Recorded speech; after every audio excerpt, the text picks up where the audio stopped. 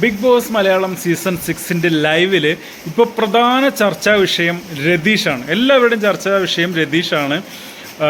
അതായത് മെയിനായിട്ട് ഒരു ഗ്രൂപ്പ് ഇതിനായിട്ട് തന്നെ ഉരുത്തിരിഞ്ഞ് വന്നിട്ടുണ്ട്.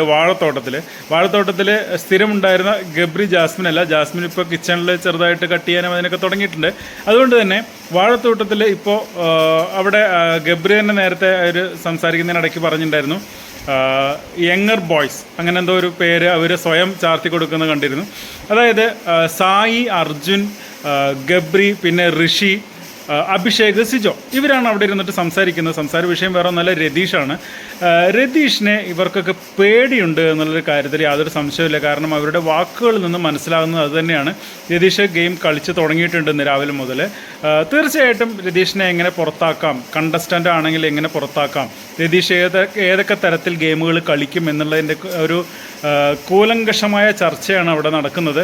അതേപോലെ തന്നെ ഇവർ മാത്രമല്ല കേട്ടോ, അകത്ത് നമ്മുടെ പവർ റൂമിനകത്ത് ശ്രീരേഖയും അതേപോലെ തന്നെ ശരണ്യയും തമ്മിൽ ഇതേക്കുറിച്ചാണ് സംസാരിക്കുന്നത്.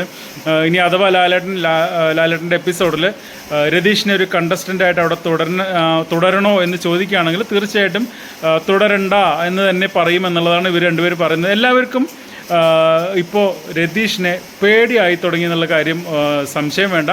പക്ഷേ നമ്മുടെ ജിൻഡപ്പന് രതീഷ് വന്നതിൽ ഭയങ്കര ഹാപ്പി ആയിട്ടുണ്ട്. അവർ രതീഷായിട്ട് ഒരുമിച്ച് നിന്ന് സംസാരിക്കാനും അവരൊരു പരസ്പരം സംസാരിക്കുമ്പോൾ ഒരു ഹാപ്പി മൊമെൻ്റൊക്കെ കാണുന്നുണ്ട്. അതല്ലാതെ ബാക്കി എല്ലാവർക്കും രതീഷിനെ നല്ല പേടിയുള്ളതായിട്ടാണ് ഇന്നത്തെ ലൈവിൽ നിന്ന് മനസ്സിലാക്കുന്നത്.